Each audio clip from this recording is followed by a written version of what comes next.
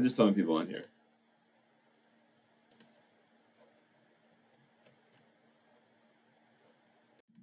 Check 1, 2. Check 1, 2. Okay, there we go. We got it? Yeah, we got it. We got it. Wow. Thank you for staying with us because, wow. That was rough. That was rough. That was real rough.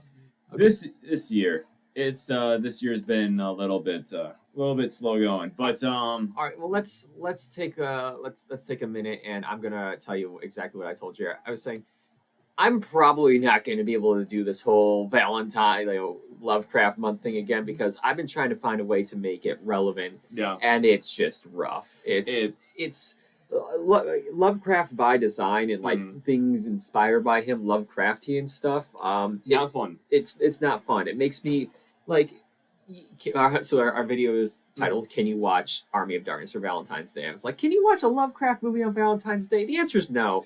It makes you feel bad, and it makes you feel like you need to take a shower afterwards, and maybe watch a Schitt's Creek or something to cleanse the palate before you go to bed. There's no family film for H.P. Lovecraft. No. There's no warm-hearted ending where everyone gets to go home and have a fun time. It's pretty bad. But you're right. I think we've just 4 episodes of H.P. Lovecraft month is more than enough. Yeah. Obviously, there's going to be more content for H.P. Lovecraft themed stuff after this, but maybe not a whole month of it. Maybe I'd say no. I'd say no. But you know what isn't horribly depressing and a dark void filled with monsters and the endless despair that is our lives? No, what, Jarrett? Big Nerd Coffee Company. They have the best coffees to start your day and to keep that Nat 20 going. That's right. You want a constitution boost for your day? Stop by Big Nerd Coffee Company. They are leading the charge in the fight against corporate coffee, as I understand. Yes. Join the resistance against corporate coffee with every cup of Big Nerd Coffee Company. Also located at Bell's Coffee Company in Elmira. They have their Facebook page up. Please, you can even order online on their Facebook page. I did not know that. All right. Yeah. That's what I'm doing from now on. No time. There's no time to be wasting standing there looking over their grand list and all their giant big pots of beans. I gotta take those hours in my house, look at the menu, and then order. So I don't take up their time. Of course. Because I keep going in there. I'm just like, what do I get? Just get it all. I just get it all. All right. So, what have we got on deck for today, Jared? On deck for today, what we're going to talk about first of all is we don't have a picture for this because I forgot to mention this, but Legends of Arceus. Arceus or Arceus? Legends of I'm gonna say Arceus. Arceus. The Legend of Arceus. I think the gameplay has come out long enough. I've seen enough of it, and not really impressed. Yeah, not impressed. Like what? Why not though? I guess it's a new region, right? Right. Brand new region. Guess how many brand new Pokemon there are? Not like regional forms, brand new like actual Pokemon. 6. There's 4. There's 4. See, I overshot that. You overshot that. That was like the lowest number I could think of without it being like completely dumb. Yeah. One of them being a legendary. All of the other ones are evolutions. Lovely. Yes. And I realized something while I was watching the gameplay, and I was watching, them interacting with the NPCs and traveling around. What's that? This is just Breath of the Wild. Yeah. That's it. It's Pokemon with Breath of the Wild. Yeah. This Pokemon's it's Breath of the Wild where you can catch Ganondorf. Okay. That's it. And the horse you ride on and the wolf that you become. That's not Breath of the Wild. That's not Breath of the Wild at all. That really that's completely. That's not even majority. That's not even like. Yeah, that's like the first Zelda Wii game that ever came out. But yeah, exactly. I don't know what you pulled that like nostalgia right out of your hat. Exactly. It's right in my nostalgia hat. Right there. Yeah, but it doesn't look good at all. Actually, either like it doesn't. I mean, it looks good. Like it looks like a fine Pokemon game, but honestly, to me, it looks like a downgrade from the Galarian region, especially with the amount of Pokemon. Yeah, one thing they did add on apparently was the Alpha Pokemon. Have you seen that? Yeah, where they're bigger. Yeah, which cool. Like it's a thing that they would always have in the show, where like for some reason one Pokemon would be bigger than all the other rest. Like they would have what was one? They had a couple where there was in the newer one in the Alola region there was like a massive Raticate that was like as big as a person. Yeah, stuff like that. They have and every once in a while they throw in a kaiju episode where they make a Pokemon just turn giant for no reason. Oh yeah, wasn't there a whole episode where there was like a giant Dragonite? And then it just disappeared. It just disappeared. It just went away, and then no one ever like mentioned it again. Yeah. Also, there's a gigantic Tentacruel just out in the world. Yeah, that common chemicals. If you spill common chemicals on a Tentacruel, it just becomes a kaiju. Yeah. And then there's also the island full of giant mech Pokemon. Yep. That they just leave. And then there was one where they accidentally turn a Gulpin into a kaiju, like for some reason. Oh yeah, what? I don't. Yeah. What is with that? They someone on the writing staff has a thing. Yeah, they do. But I don't think Legend of Arceus is very good, and I think this always comes back to Fallout 76. Oh, God. Okay, fine. Why? Why? Well, how can you possibly be the sin to Fallout 76? It's simple. Fallout 76 proved that just reusing all your old assets and packaging it as a new shitty game is perfectly able to net you a huge profit. Interesting. Yeah, because all the assets of this new Pokemon game is just basically from the Galarian region and a previous game, which is again Breath of the Wild. So there's absolutely nothing new, and they're making a huge profit. I think that's what we're going to see from now on. Pokemon and most other games are just going to be a bunch of reused assets from old games. All right. Since this is Lovecraft month, Pokemon team of Lovecraftian, the most Lovecraftian Pokemon. Oh, well, you got to go with Tentacruel. Gotta go Tentacruel. Gotta go with what is it? Tangela. I think we don't know what's in there. It's just a writhing mass of tentacles. Well, with little legs. Well, yeah, but that's not really Lovecraftian. Like you got to go with what's the octopus one that is like dark psychic type and it's upside down? Oh yeah, the squid one, right? Yeah, the squid one. That like Lovecraftian has to be like eldritch horror. And Electros. That's pretty good. That's definitely. I'd have to say Spiritomb. Unknown. Yeah, Spiritomb and Unknown. So Spiritomb, Unknown. Probably. I'd say Mewtwo. How you and I are gonna catch a Mewtwo? I'm not saying that you're gonna catch a Mewtwo, but why would you go for Mewtwo and not like Giratina, the actual eldritch horror? Okay, Giratina then. Fine, yeah. Or any of the other bullshit. I don't know if that's 6, but close enough. Thank you, Benson Moon. We really do appreciate the comment. Appreciate the weird bot type shit. That's how we know we made it. We got bots. We've attracted the Russians. It's working. Like moths to a flame. But yeah, that's my shitty review of Legends of Arceus. Legends of Arceus. I don't like it. Exactly. Okay, so what's next? What's next is the new trailer for Jurassic World Domination. So we're gonna have our reaction coming out after this. We're gonna show our reaction that we did for this. What's your impressions though? You want me to be completely honest? Sure. So I'm a big dinosaur fan, obviously, because I have nothing else to do in my life. Yeah. And a Jurassic World trailer would be right up my alley, and I was super excited. I was like hyped. I was like actually excited to see this because I didn't like the first 2 Jurassic World movies. I didn't think they were good whatsoever. Right. So but I was still excited for this. Plus that 65, like the little snippet they put out, the 65 million years ago trailer, basically. I like. I was like, it's walking with dinosaurs again. Yeah. Did you know people were upset that the T-Rex died in that? It's not like the actual T-Rex. They were just pissed off that the T-Rex died. It's a T-Rex. Yeah, it's a T-Rex. People were pissed off that it died. Anyway, but I was excited. I was hyped. I was ready to go. As soon as it started, like the opening shot for the trailer, I was just like, I am not gonna like this. Chris Pratt on a horse. Chris Pratt on a horse. It wasn't even Chris Pratt on a horse. It was just like the blank open field of and it was John Hammond's voice. And I was just like, this is absolutely soulless. I was crushed. Chris Pratt on a horse. I despite everything on everyone's talking about Chris Pratt and like the real world and everything, I just don't like him as an actor. Yeah, especially in the Jurassic World movies where they just kind of make him like a just make him do stuff. He's just a guy that's good at everything, and he like cannot be unskilled. Like they make him a Superman basically. I think he's basically been playing the same character with the same exact face, like no range whatsoever, ever since he got out of Parks and Recreation. Yeah, pretty Like much. he has a little bit of charisma in Guardians of the Galaxy, but that's it. Mm-hmm. After that, and then the rest of and then I was super excited. Like thought I was gonna be really excited to see Sam Neill in it again, and I was just like, this is horrible. This is absolutely soulless. He's got the same hat. That Alan hat.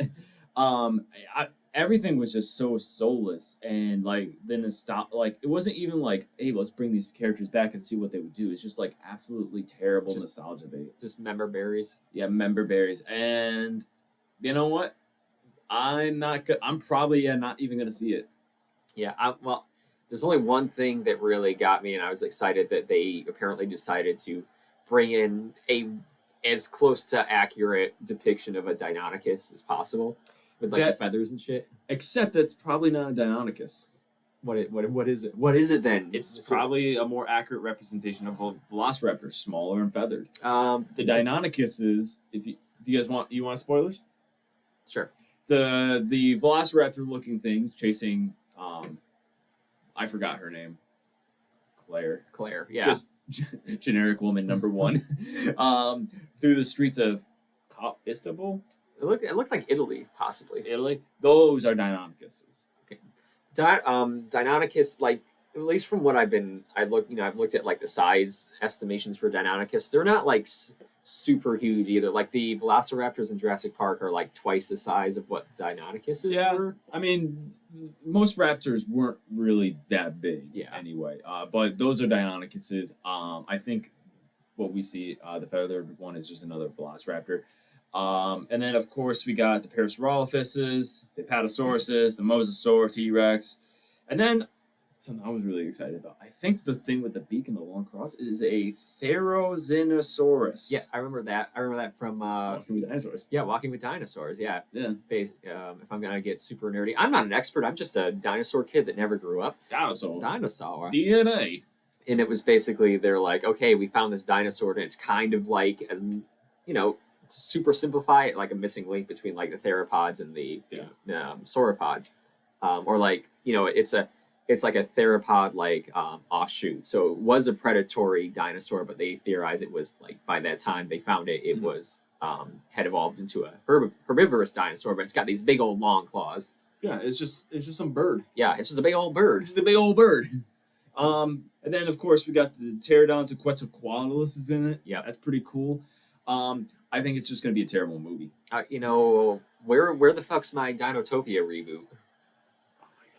With the skybacks where they ride the Quetzalcoatlus, like okay it's it's attacking the helicopter. I want to see some B-level actors like riding those dinosaurs through the skies. Oh yeah, get Hayden Christensen on a freaking pterosaur. It wasn't Hayden Christensen. No, I want to see Hayden Christensen on a pterosaur though. I know, but remember I remember that. Remember the OG guy? He wasn't Hayden Christensen, but he was like he was in Jailbreak. Yeah, he was like proto Hayden Christensen. Yeah, and then like that Lovecraftian monster in the water. Yeah, that was pretty cool. Yeah, that why don't we have that? I don't know. Why Before Time, the dark version. I'll look for it. But all right, go on to the next subject while I look for that. Yeah. The next subject is what are we gonna talk about? Lovecraft. Oh, are you sure? Yeah. We've talked about it twice already. Is it like a month thing? Yeah, it's a whole dang month. It's a whole dang month. That's the CGI on this is terrible. Is that it? No, that's not it. That's just fan art, my dude. That's okay. That's all fan art. We're looking up what the thing in the water was from the Dinotopia movie, and it was apparently the footage is not available. Yeah, I think it was supposed to be like a Dinochythus, the shell thing. Yeah, but who knows? But anyway, H.P. Lovecraft movies, terrible movies. Like they're okay. Let's couch that because they're bad, but they're good. Some of them. So like H.P. Lovecraft movies, like I'm not talking about like movies that are inspired by H.P. Lovecraft. I'm talking about movies that are made from his material. All right, let's get a source. Name one? Name one. Let's see here. How about Color Out of Space? Okay. But we start with the very first Color Out of Space, is because there's technically 3, but we have 2 of them that are really worth talking about. Okay. The first one is Die Monster Die. There's the visual. With fucking Boris Karloff. The OG guy. The OG guy. Terrifying back then, of course. Yeah, terrifying back then. But so basic premise is that there's this farm, a meteorite comes down, and shit goes sideways. This movie doesn't make any fucking sense. No. It had some good scares to it too, which was really interesting. But then it was really obvious that they didn't know how to end it. Mm-hmm. So in the end, when Boris Karloff goes down to the basement to destroy the meteorite, he just like becomes the meteorite and then tries to kill everybody, and then he falls off a balcony and blows up. Yeah. And that's it. That's the movie. Yeah. So they the poster says it all. Like, you look back in like the 60s and 70s, there's a slew of, horror and or monster movies that have these, like, with the lady going, ah! Yeah. And that moment never happens. There's never a scantily clad woman doing that. Well, it's the daughter that is the most scantily clad, but the entire time you're just like, why would you stay there? Right. Like, she's just like, I need to stay here with my mom, and her mom's like deformed to the point where she doesn't have any eyes or a mouth, and she's like, yeah, I'll just stay here. Yeah. Yeah, I'll just be here. She's like, there was no I mean, when we talk about the newer one, I want to circle back to that idea, but it was just, there was no reason for it. She's just like, I gotta stay here, and her boyfriend's like, no, let's go. Her fiance is like, I came from America, and the entire town, I hate this, when he goes to the town, everyone's like, I don't want to talk about it, and like not say anything. Like, have you ever been to a small town and some shit goes sideways? Nobody will shut up about that. Like, there's nothing else going on. Yeah, you come to our small town where Area Nerdy 1 bunker is, there's like 6 people there, and if anything happens at all, we'll hear about it for a week. Yeah, like if the events of this movie happened in our town, we ride into town, we're like, hey, what's that with that castle up there? A meteorite fell in their yard, and now they're super weird. Don't go up there. Yeah, don't go up there. Unless you want to go up there, because I go up there all the time with my drinking buddy. Oh, come on in, and I'll tell you all about it. Like, that's what would happen, not like, no, we can't speak. We're gonna shun you if you talk about it. No. Yeah, no, we bring you inside, have a drink, and we tell you the whole thing. The hot goss. Free beers. That guy would be plastered by the time he gets out of the bar. Exactly. Also, did you know that Die Monster Die was actually the 6th or 7th name that they were actually going to release it under? That's the one that made it through the workshopping? Yeah, it wasn't like the point where they were workshopping it and they were like, thinking about it. Like, they were like had movie posters out for it, and then they changed it, and they changed it like 3 or 4 times, and then like finally they landed on Die Monster Die. And the monster that needs to be dying doesn't come to the end. It's like the last maybe minute and a half of the movie, right? Yeah, and it's just like super weird. This is one of those things where it's like it's Lovecraft inspired. And it's like it's so loose. It doesn't really. Of course, this was like the 50s and or 60s. This was early 60s. I don't think that they could have gotten anything like remotely true to the story past the censorship. Yeah. But I read Color Out of Space. That was one of the first Lovecraftian movies Lovecraftian stories I actually read. Me too. It is vivid and it is really good. Yeah. One of the creepiest ones things that I saw in the story was as this farm is changing and becoming more, weird, the trees and branches are moving on their own without any wind. I thought that is such a weird thing. Yeah, exactly. So we want to talk about the newer one? We got to. So this is the newer Color Out of Space. Well, look at that movie poster. During the time what I like to call the Nicolas Cage Renaissance. That's right. We realized how much of a treasure this dude is. Yeah, he we made fun of him for a long time because of the bees and the punching of the women and the and the Wicker Man, which is a good Lovecraftian movie, by the way. But he really just pulls all the stops on this, and I don't want to spoil this movie for you, but let me just tell you. The cinematography, the colors, the sound design, the acting, phenomenal. You want a Lovecraftian movie, you watch this. It made me feel like I was ill Yeah. For pretty much the entire time, like which is the point. Yeah, like it was giving me flashbacks to like medical stuff, and like it was bad. Like it was so atmospheric. Yeah. And then like you say, they're like we on the way home we're like dissecting it, and it's like, why wouldn't you just leave? Why wouldn't you just leave? And like with the Die Monster Die, it's like there's no good reason. In this one, it's like, why don't these people leave? And then we can start to pick apart, like, okay, this person's character, like, this is why they would stay. Yeah. And also, it's over the course of, like, a day or two. Yeah. Like, so, they wouldn't leave. Also, I do love my parents, but if they started acting anything remotely like any of these people, I'd be out of there, like that. Yep, not gone. even. FaceTime me, Ma. Let me know if you get, destroyed by a cosmic horror, but otherwise, So, Jared, your parents are gone, and what's left is this blasted heath. Neat. However, something I didn't really realize because I was thinking on it. The family that is whose farm is visited by the meteorite. This is back in the 1920s. What are they going to do? They can't really move. That's their farm. Yeah.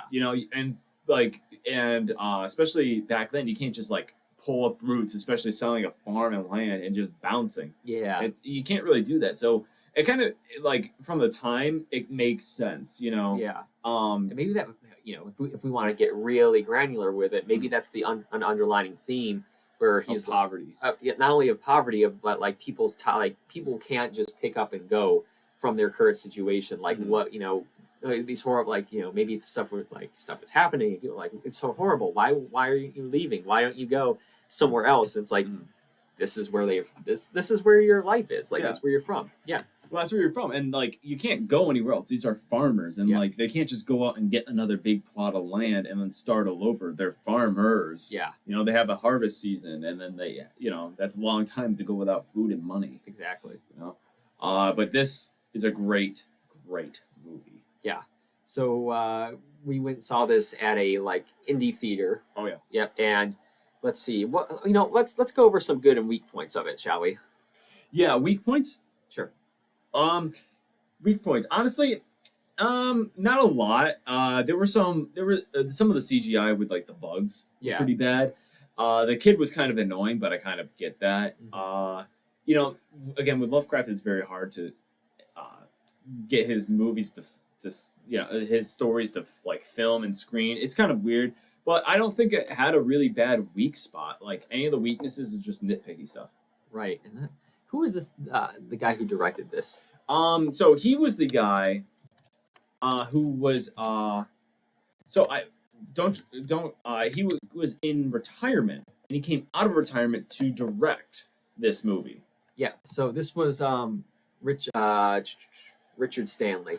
Oh, Richard Stanley is the one who directed The Island of Dr. Monroe. That movie. Dr. Monroe. Yeah. So the director of The Color Out of Space, Richard Stanley, he was the original director for The Island of Dr. Monroe with not Forrest Gump, from the Godfather. Marlon Brando. Yeah, Marlon Brando, and Val Kilmer was in that movie, and that's real Heart of Darkness kind of. So like the story of how that movie got made is much more interesting than the movie itself, and it's universally known as a terrible movie. Mm-hmm. But apparently, when when Richard Stanley was working on it, he was like trying to make it, through his, his image and what he had in his mind. He's getting a lot of pushback from the studio. Then he kind of had a little bit of a mental breakdown.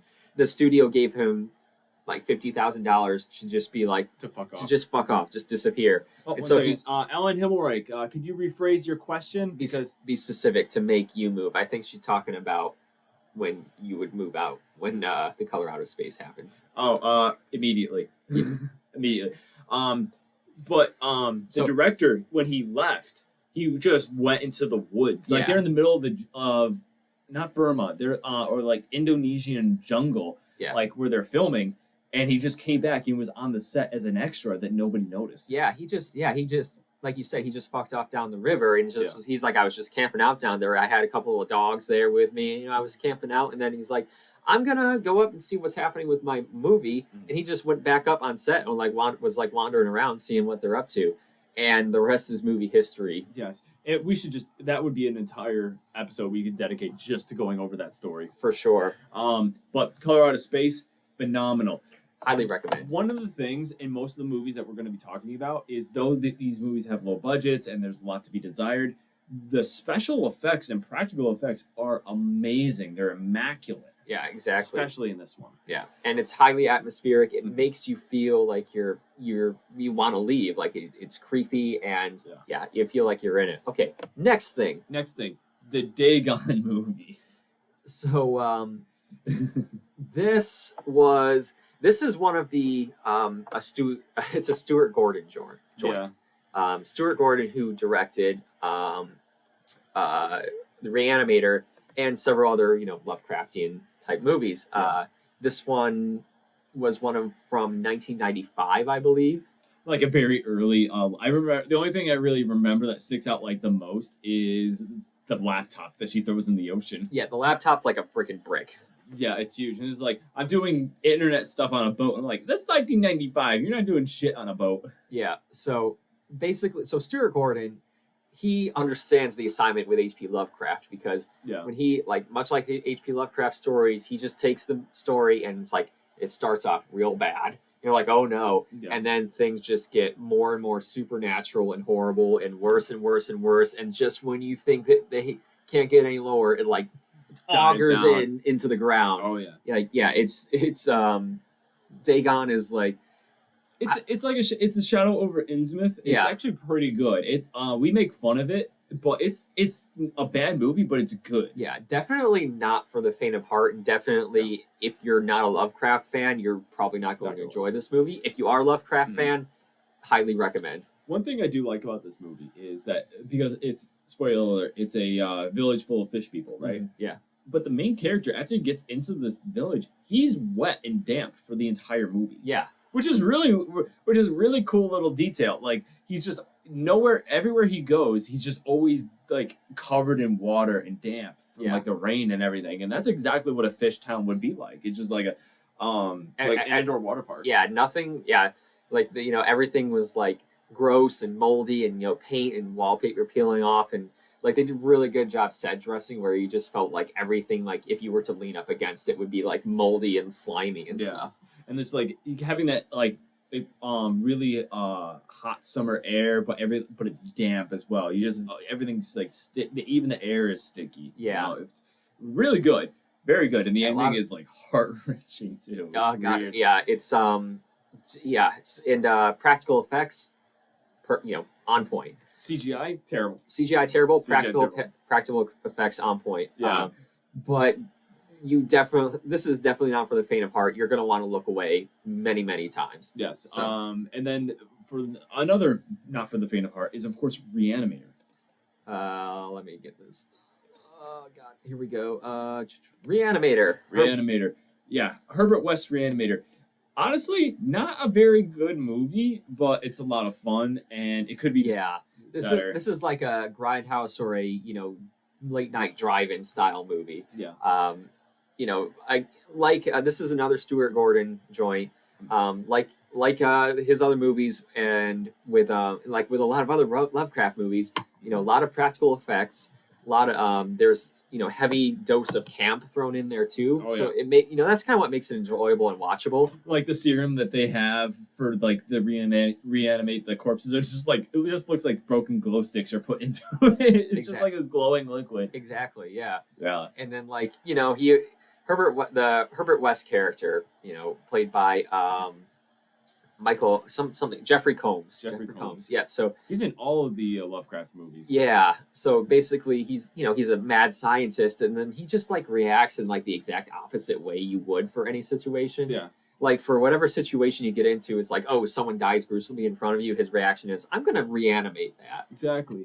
Yeah. The thing about when I was reading the story of the Reanimator, Herbert West Reanimator, I thought I would have wanted to see the movie as more of a horror movie. Yeah. Just really these people are these two scientists are creating these dead bodies and they're just trying to stay one step ahead of them as they just create chaos as they go along. Right. Yeah. And then there was the sequel. Right? Yeah, the sequel. Have you seen the sequel? I've not seen the sequel. I have seen the sequel, and I have seen the I've seen the third movie. Bride of Reanimator is the sequel to Reanimator, and then there's a third movie called Beyond the Reanimator. Beyond the Reanimator is like 10 times worse than even Bride of the Reanimator. Why is it like the fall for any franchise is the Bride of, like the Bride of Frankenstein, the Bride of the Wolfman, the Bride of Dracula? So I would say that they up the like. I'd say the Bride of Reanimator is just as good as Reanimator. They definitely up the ante for everything. Though. Everything. Like it's just as good. Okay. Yeah. So if you're a Lovecraft fan, if you're a Reanimator, is that a head with wings? Yes. I love it already. It's an Avenged Sevenfold album cover. So it does look like that. Yeah. So basically, it's basically Bride of Frankenstein. So Stuart Gordon, when he talked about, he got the idea for doing Reanimator, he's like, at the time, a lot of movie studios were making a lot of vampire and Dracula movies, but he was like, I want to see a Frankenstein movie, so this is his take on Frankenstein. Yeah. And then, of course, Bride of Reanimator is just Bride of Frankenstein. Frankenstein. Where they, Dr. Jekyll and Mr. Bride. Basically, it's, at this point, they ratchet it up where instead of just reanimating corpses, Herbert West is like cobbling corpses together and then reanimating them. That's pretty cool. It's pretty grotesque though. Yeah. It's anything that you saw in Reanimator times 10 in this movie. That's perfect. And then it just gets a magnitude worse in the third movie.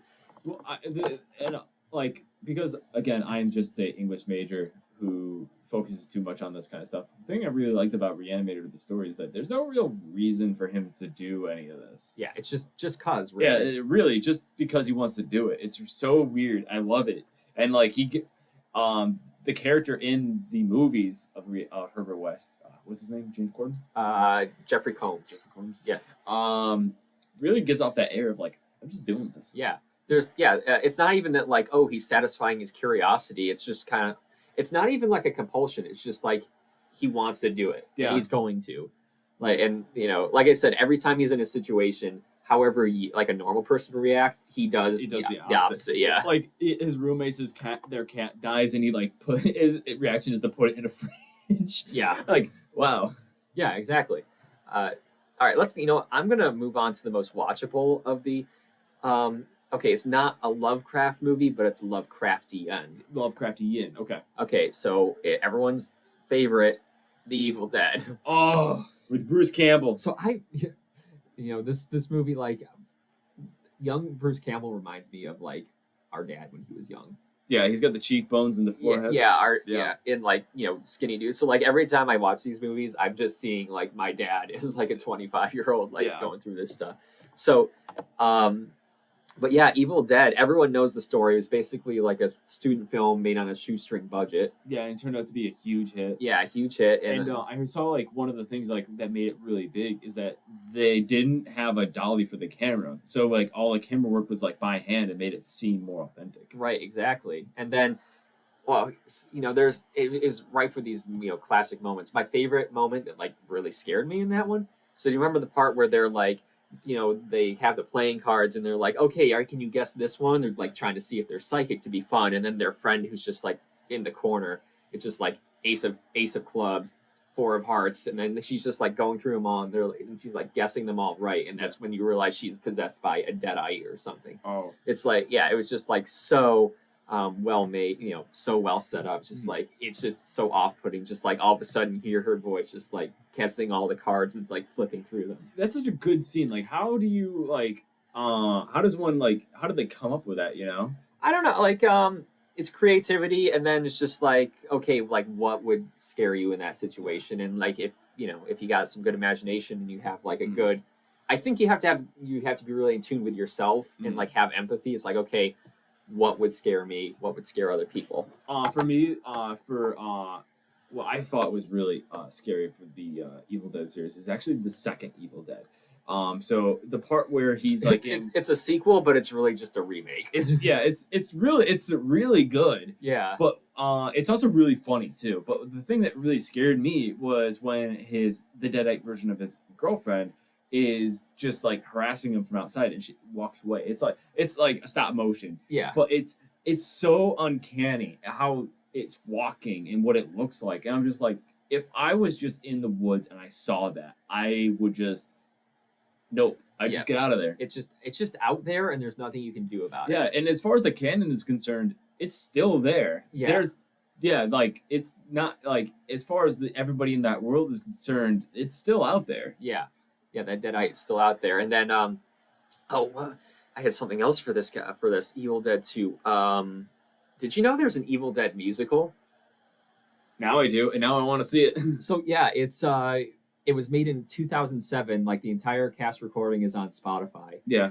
It sounds very funny. They really went on the comedic side, and like while the music isn't as much of a bop as like say Rocky Horror Picture Show, yeah, I'd say it's definitely worth a listen just to get an idea. There's a song called "What the Fuck Was That," and they have their own. They have a time warp song. Oh really? Yeah, it's called "Do the Necronomicon." Oh. Honestly, if I was in like a situation where I was trapped in like a shack in the middle of the woods, and was under like attacked by demons, I probably would start singing to myself. Yeah, I would probably start singing to myself just to like just keep my head going.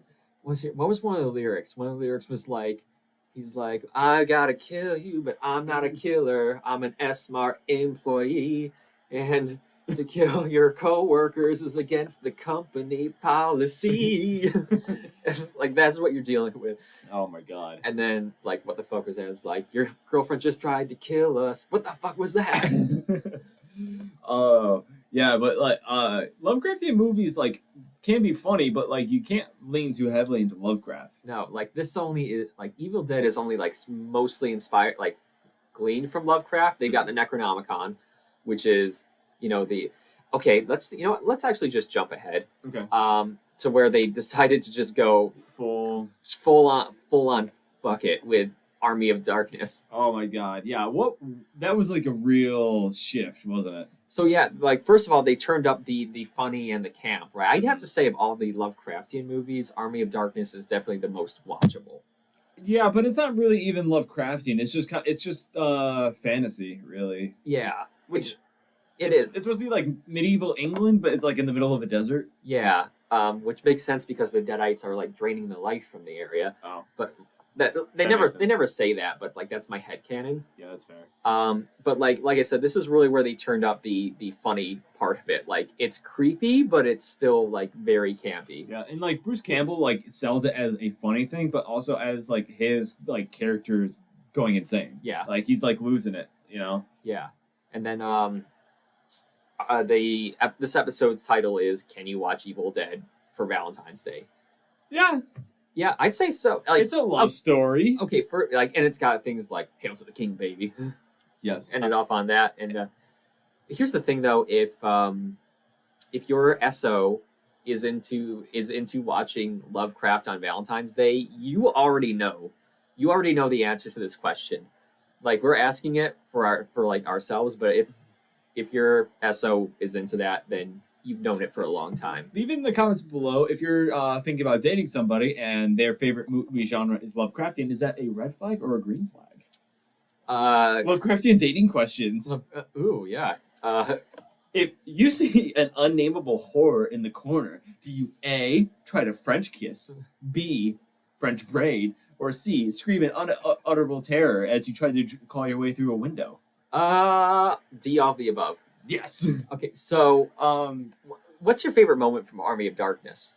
My favorite moment from Army of Darkness Yeah. is when they get to the castle and they have the prisoners of war and they throw one down there. And like you think it's going to be like this horrible, like tense thing because, you know, the two movies before were actually like really creepy. Like the suspense is like takes so long to build, right? Yeah, and then there's just like a geyser of blood. Like it's just instantly. like instantly like a blender. And I'm just like, what?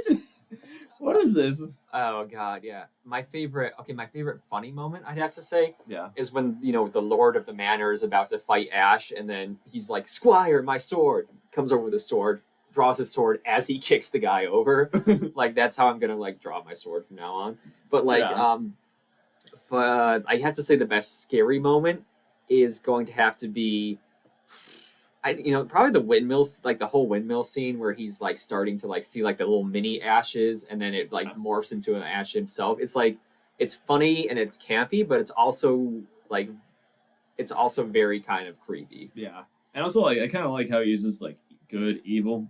Who cares? I'm the one with a gun. And Yeah. it's like, It's like that's how he's dealing with that situation. Yeah. Yeah, that's how you got to deal with every situation. Another situation we got to talk about is do you have a picture for From Beyond? Yep.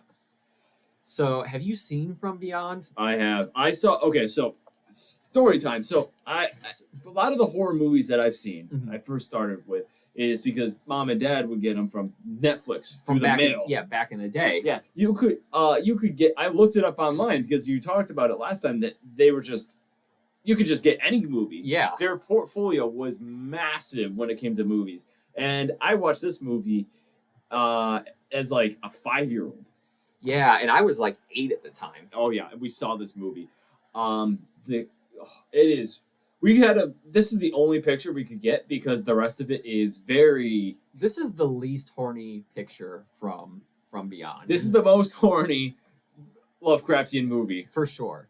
Yes, like, the most horny. Like, it's I don't even want to describe it for fear of getting like taken down and demonetized. But okay, so basically it starts, hashtag spoiler alert. It starts off and like the mad Jeffrey Combs plays a scientist, but this time he's the good scientist. For once, yeah. For a little bit, and he does like suck a person's brain out. Oh, spoiler alert! Spoiler alert! It's another horny part. So like. Yeah, they so it starts off he's living in this mansion with the mad scientist, and they're creating this machine, this interdimensional machine, and it draws like a horrible presence. And it goes on from there, and it just gets worse. Like I said, it starts off real bad and then just tanks through the entire movie. I think because the premise of it is that the machine is changing them as well. Yeah. So rewatching it, I realized it's kind of it's the From Beyond story mixed with Hellraiser. Yeah, that premise, because that also is technically very horny. Yeah, it's all about like, increasing your pleasure, in like your physical, mental stimulation, whatever you like to call it. But yeah, and basically it stimulates a part of the people's brains that like causes them to like grow an antenna. Yeah, and it's obscene. It's obscene, but it has really good horror moments. The moment that scared me the most, even to this day, is when Jeffrey Combs is like at the beginning. He's just like he bit his head off like a gingerbread man, and I was just like, what perfect line delivery. Yeah, and what a way to say, have a sentence with gingerbread man and make it terrifying. Yeah, and then oh god, like this thing is so practical effects heavy. Yeah, but they're really good. And honestly, I'll take bad practical effects over CGI any day. For sure. Like there's you're like there's so much texture and like so much personality and like especially when the Mad Doctor. Okay, spoiler: the Mad Doctor comes back as an entity, and it's just like combined with the entity. It's just it's just so gross and horrendous looking. Like it's not for the faint of heart. No, but it's definitely worth a watch. Yeah. Even if you're just a horror fan, honestly, even if you're just a movie fan, like the practical effects like side of things, and all the actors give it 110%. Yeah, nobody is slacking in this one. But I have a new Lovecraftian movie that came out recently. All right, let's hear it. Underwater with Kristen Stewart. Also, stop hating on Kristen Stewart. I think she's a good actress. Yeah, she's actually really good. Yeah, we're gonna end up watching Spencer, where she plays Princess Diana. Because my fiance and I we're royal watchers. So yeah, so that's the Lovecraftian horror. We're the worst kind of people. Yeah. We stop hating on Kristen Stewart. She was in Twilight. Big fucking whoop. Yeah, everyone needs a paycheck. Also, Robert Pattinson. Yeah. Okay. But we're talking about Kristen Stewart in this Lovecraftian film. Oh my god! Yeah, so it's Don't spoil it for me because I'm not gonna spoil it for you. Basic premise: it's alien underwater, basically. Okay. Really good. Really good. No, everyone, rides on it and says it's horrible. It's just alien underwater, blah blah blah. Like, Like, well, when's the last time you got an alien movie? Yeah, write me a new script then and make it original. God damn. Everything under the sun's already been done, so Alien came out like 40 years ago. It's not like that's doing me any favors anymore. But I will not spoil. I'm going to spoil a little bit for you, but he makes an appearance. The big man himself. The big CTHULU. L-U. Cthulhu. Cthulhu. Okay. Cthulhu. Yes, it's really good. I thought it was a good movie. Maybe not for everyone, but I'm a big horror sci-fi Lovecraft fan. This was it. Also, I'm really scared of the water, like in general. Big old thalassophobia. Yeah. Well, I'm not scared of the water. I'm scared of the things in the water. Well, yeah, that's I think that's what thalassophobia is. It's like your fear of big expanses of deep dark water you can't see the bottom of. Oh yeah. One of my biggest fears is that I'll be in a regular swimming pool swimming, and then I'll go under, and then I'll come up, and I'll be in the middle of the ocean, randomly. Ugh. Let's make that a short film. No, I don't want that to be a short film. I don't want that in my head. But that's a good movie. All right. Definitely take a look. What else do we got here? Blah blah. We saw all this stuff. We saw all this stuff. Okay, I think we're coming up on the end of things. We got to kind of wrap up a little bit early here. Well, don't you have a couple of Lovecraftian entities from other media? That's right. This time for Jimmy's. What did I call it? Multiverse Matchup. That's right. Okay. Multiverse Matchup. So in this segment of the show, I picked two characters from different universes. Mm-hmm. And they go head to head of each other. And over the week on TikTok, people decide who wins. Aren't you supposed to do a big March Madness kind of bracket with all these? Yeah, I don't know if I have enough. I'm gonna maybe squeeze a bunch in the next couple weeks. Yeah. Anyway, so since this is Lovecraft month, I picked a couple of semi-Lovecraftian, semi-Cthulhu-esque entities. Mm. So here we go. This is first of all Merinus Dagon from the Elder Scrolls series. Mm-hmm. So he is the Daedric Prince of Destruction, and he wants to, open a portal to the real world and take it over. Obviously a bad guy. And he's like one of the most powerful of the Daedric princes. And the orcs worship him. Yeah, and they worship Malakath. Malakath. Get your lore right. No. God, this next one's going to trip you up. So that's Merinus Dagon versus Morgoth, aka Melkor, aka the true Dark One. Yeah, the great enemy. So you guys are familiar with Lord of the Rings. Everyone is. You're familiar with Sauron.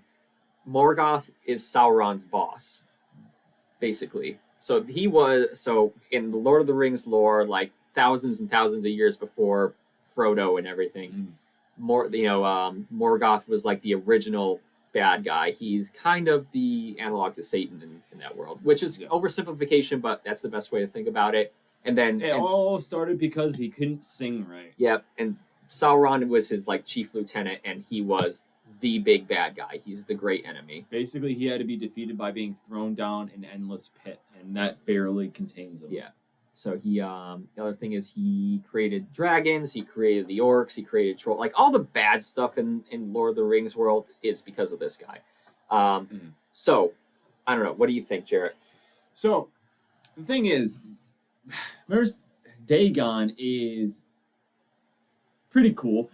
We haven't seen him really do a ton in the series. He did come through in Morrowind and a couple of other stuff. But the thing is, Morgoth, aka Melkor, the great enemy, has a ton of experience, of actual battle experience. Yeah. So they have to take on a physical form of some kind. Like they're incredibly powerful magic wise, but they have to take on a physical form of some kind. As you see, it's usually some large, monstrous humanoid. But also you have to take into the fact that these guys are leaders. They want to take over stuff. They have armies. Yeah. I think Melkor will not squeak out a win. I think this is going to be a pretty sizable defeat. That Morgoth is going to destroy Dagon, simply because he is battle experienced. Though he probably hasn't come up against anything as big as Dagon before. Right. But I think he has enough magic power because he's basically a god. He's not a Daedric prince. He's not a lower entity. He's not someone who contends with stuff. Well, he's not really a god either. He's not Eru, who is like the god of Lord of the Rings. Yeah, but he's a god. Yeah. He can't be killed. He's immortal, and he has the ability to not create things, but warp things, and he's also That's technically everything you're describing is also Mehrunes Dagon. Yeah, I guess so. It's kind of like having Jack Sparrow and Barbossa in skeleton form fight until the trumpets sound On Judgment Day, trumpets sound. exactly. Or you could surrender. So God, what a great scene! God, I want to watch Pirates of the Caribbean now. I was like at work when I'm like doing stuff, and like my mind always just somehow drifts to Pirates of the Caribbean. Watch for my next multiverse matchup. I'm excited about it. So anyway, I think this is just gonna have to be up to the fans because we need people to like comb through all the stuff and actually figure out like what these guys' powers are and what levels they are. So yeah. Well, also, Mehrunes Dagon was technically defeated by a mere mortal, a chosen one, and thrown back into his realm. Whereas Melkor literally needed nations to come together and magical. I think he was defeated by a chosen one too, right? Let's take a look here. Who defeated Melkor? Medusa. Valentocus. Was defeated by Valentocus, bound with a specially forged chain. Okay, weird, a lot of stuff. Okay, but yeah, it was okay. So it was kind of a group effort, but yeah.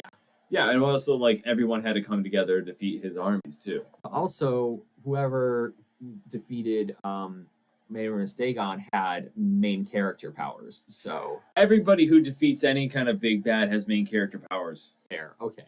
Literally, that's like the point. That's how plots get made.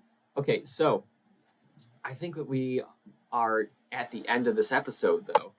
All right. Well, that was a good matchup. I mean, it's hard. Two basically immortal gods with endless powers against each other. Yeah, that's the most Lovecraftian thing I could think of as far as fighting. Maybe I'll come up with something similar next week. I was trying to think of something that Dagon could go up against, but we've never actually seen Dagon do anything. He's just basically a giant fish. Yeah, he's a giant fish dude. Maybe the Kraken? Yeah, but how big is the Kraken? Cthulhu versus Davy Jones? Well, he's got a ship. Ship wins. True. Yeah. Okay, well, thank you guys so much. The Kraken versus Tentacruel. Well, Tentacruel has like hyper beam. He's poison powers. Yeah, exactly. All right. But thank you guys for sticking around. I know HP Lovecraft Month is a little bit much, especially to get through. But thank you for being with us. And thank you to Big Nerd Coffee Company. There's nothing horrible about that place. Not at all. No. So thank you guys for joining us. If you guys have any questions or topics you'd like us to go over, just message us on our Facebook or Instagram and leave your question, your name, and your preferred pronouns, and we'll answer it live on air. All right, and check out our TikTok. I'm going to be putting up that multiverse matchup shortly. So thank you guys so much for watching. This has been Jimmy. This has been Jarrett. And I'm